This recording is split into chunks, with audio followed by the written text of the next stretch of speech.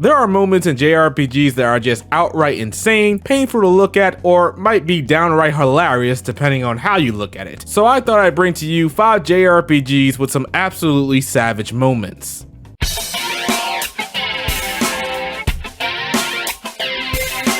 Rex friend-zoning Nia. I think we all know by now when it comes to Xenoblade Chronicles 2 that Pyra is number 1. This isn't really up for debate. Then you have Mithra, I guess, and then after that comes sweet Nia. Nia was a character from the jump in Xenoblade 2 that, I'll be honest with you, I just didn't care for. She has the tsundere tendencies, the type has been done to death, but when the tsundere type is done correctly, it just hits different. Over the course of the game, Nia started to grow on me, and when it was revealed that she was in fact a blade, well, that kicked her right into likable status for me. Sporting a great new look and healing powers that always come in handy in an RPG, she was a character I constantly had in the party. But just because she changes forms doesn't mean she changed personalities. She's still quick to anger and she's not taking anyone's crap, especially if that crap is coming from Rex. But it's not like she likes him or anything. Or that's exactly what it is. During her journey with Rex and the gang, Nia developed feelings for our primary protagonist, but of course, like in 90% of anime and JRPGs, she keeps those tsundere covered feelings at bay. But then the plot kicked in and Nia was like, F all that, I'ma tell Rex how I feel about him at this moment, and she lays it all on the line. I mean, say what you will about Nia after what comes next, but at least she had the big, hairy, scary kahunas to confess to the person she had feelings for. Nia, at a critical point in the story, tells Rex that she loves him. Like, actually loves him. Like, has romantic feelings for this dude. Thank you for helping me see. I love you, Rex. What?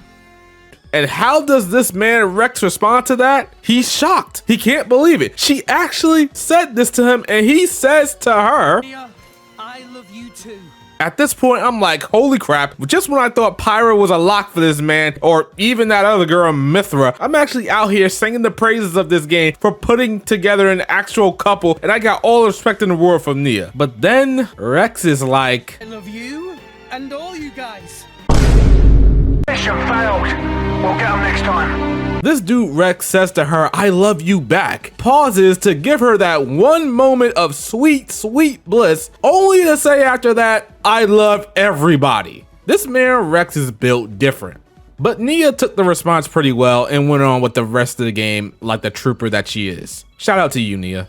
Tales of Baseria Backstab. Tales of Baseria, I feel, is an underrated and under the radar Tales of game. One of the big reasons for that is that it came after the disastrous shit show that was Tales of Hesperia. And Baseria is amongst my top 10 Tales of games, if not in my top 5. With Tales of Baseria, you have Velvet who takes the lead. Velvet, from what I can recall, is an absolute public menace. She has no remorse for or sympathy for anyone that stands in her way of her revenge. Man, woman, child, Velvet will put you 6 feet under if you get in the way of her path of vengeance. Her hands are in fact rated E for everyone. You'd think with an attitude like this, she wouldn't be able to make friends, let alone gather a party to travel the world with. But despite being rough around the edges, she mellows out as the game progresses and becomes less bloodthirsty. But how did we get here? How do you take a girl that started off as a sweet older sister to her adorable little brother and transfer her into one of the most deadliest characters the Tales of games has ever seen? Well, you take away that very adorable little brother. But you don't just take him away from her, you kill him off in one of the most gruesome ways I have ever seen happen in a JRPG. He gets impaled by not 1, not 2, not even 3, but 4 piercing magic arrows at the same time, is what I would say, because Bandai Namco thought the West couldn't handle such violence for the English release. They had to actually redo this cutscene to what you see now. With the Japanese release, you get to see little bro get got in all its glory. This man Artorias had a mission to off this kid, and he did it in a way that Velvet could see it. It's almost as if he was taunting her by lifting him up into the air as he is impaled, and Velvet and Artorias were very close. So this act of betrayal just hits all types different. But not only does she has to suffer the trauma of having her little brother impaled right in front of her, she gets her arm chopped off and gets imprisoned for 3 years. The rest, as they say, is history.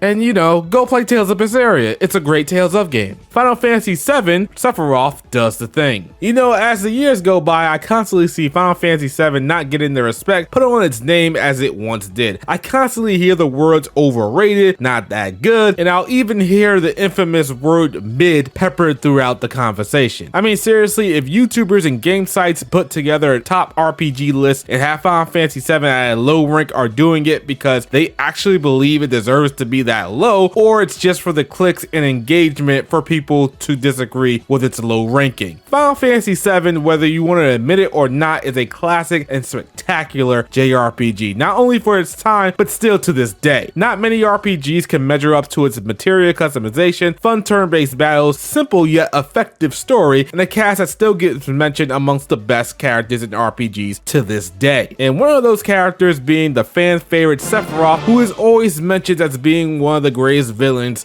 gaming has ever seen. I mean, for crying out loud, the guy has his own iconic theme that can probably be recognized by non-gamers. Sephiroth, for his many strengths as a character and as an endgame boss, has him solidified in the annals of gaming history forever, but you know you've made it as a character once you've made it into Smash Bros. One of the standout things, if not the standout thing that Sephiroth did in his game was kill one of the main female protagonists in Aerith, and this shocking action was felt by the fans to their very core. People wept and nearly damned Sephiroth's name for this. The reason this is so important for Sephiroth to have this kill under his belt is because Aerith did something that many, and I do mean many games in anime, struggle with to this day. She stayed dead. No, she's coming back to life through plot convenience, like that wasn't really her that died or her soul went to a different body. No, Aerith is dead, and Sephiroth is the one responsible. My guy Sephiroth said, "You're the only thing standing in the way of my plans. I need to take you out," and he does just that. Simple, easy, to the point. GAME for Aerith, a clear-cut example of a villain showing no mercy to the main party. Nobody was safe.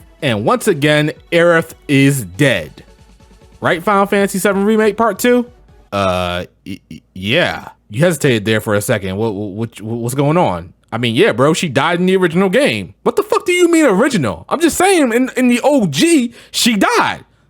I swear to God, Final Fantasy VII Remake Part 2, you better kill this bitch. Shin Megami Tensei 4 Apocalypse, not a she, betrays the party. Listen, I'm not gonna lie to you SMT fans, I like Apocalypse. As a matter of fact, I love Apocalypse. It might be sitting somewhere in my top 10 JRPGs. Yeah, I said it. I often see a lot of people complaining about the power of friendship winning the day and the main character using miracle ass pills to defeat the final boss, and having an ending where everybody is happy and everyone lives. Not many games decide to go for the bittersweet ending, and I'm sure if a game does go for the complete bitter ending, people would still complain about it. Nevertheless, Shin Megami Tensei 4 Apocalypse gives us a glimpse of what a really messed up ending could be. At the beginning of the game, you are giving a new life by a godlike entity in Dagda. Probably said that wrong. And he repeatedly mentions to you throughout the game, "Hey yo, I'ma need you to run back my money." Or rather, he mentions that he saved you and you need to pay him back for that when the time comes. And of course, when that time does come, you are given an option to go for one of the game's endings. And one of the endings involve you completely slaughtering your party. You know, usually when it comes to endings like this, it's automatic cutscene that does the job of showcasing the hero going to the dark side. But nope, in Shin Megami Tensei 4 Apocalypse, you are in control. In a battle, you literally have to one by one kill off your former party members as they plead and beg you to reconsider your choice. Even the homie Gaston, who was a privileged ass, who was annoying as hell throughout the game, but came through in the end, growing and maturing, gets hit. All that character development down the drain. And the game doesn't even end there. You got another whole ass dungeon to play through. The game got you out here thinking, damn bro, I just offed my entire party for the sake of power. Is this what Griffith felt like? Tales of Hesperia, Yuri takes matters into his own hands. You know, I will never forget my first time experiencing Tales of Hesperia, which I will also put above Tales of Arise. Seeing a game that was so vibrant and colorful back then on a standard TV was something to behold, and with the release of the remaster outputting 4K 60 FPS, it's like going from perfect cell to super perfect cell. Tales of Hesperia had quite the cast of characters, but none in my eyes could never compare to Yuri. At the time, Yuri was a completely different breed breed of JRPG protagonists. He wasn't exactly a young, naive boy seeking adventure, but he was an already trained soldier that had seen some shit. Yuri was tired of relying on the system to bring justice to those who would take advantage of the weak and seek to make sure that people who did paid the price. And my god, does Yuri follow that mantra. During the events of Tales of Hesperia, you run into a creepy little fellow named Rago. And now one look at this mofo and you can tell that he's up to no good. Dude could be caught red-handed with his hands in the cookie jar and will straight up look you in the eye and say, "Yeah, I did that shit. And I'd do it again. And I'll drown your puppy. And I thought Final Fantasy 15 was better than 6. Clearly, a man that is unstable and needs to be locked up for the greater good of the general public, and your boy Yuri knows that. Now, unfortunately, Rago is one of those types of corrupt government officials that can use his power and sway to make himself a free man. And to that, Yuri was like, "Not on my watch, bitch." So after catching up to Rago doing some sneaky crap, Yuri proceeds to slash this man in the back and then watch as he falls over a bridge and drowns to his death. Look at this man's Yuri eyes. He don't give a fuck. And he's like, "Yeah, I did the right thing and I don't care." This man said Final Fantasy 15 was better than 6. He had to go. Okay, maybe that's not exactly how it happened, but look at this man's eyes. He knows he did the right thing. And that could be a dangerous thing in and of itself. Now, there are many a JRPG out there, and I'm sure you guys can name even more savage moments. Let me know in the comments, and remember to hit that like button and subscribe for more. Peace.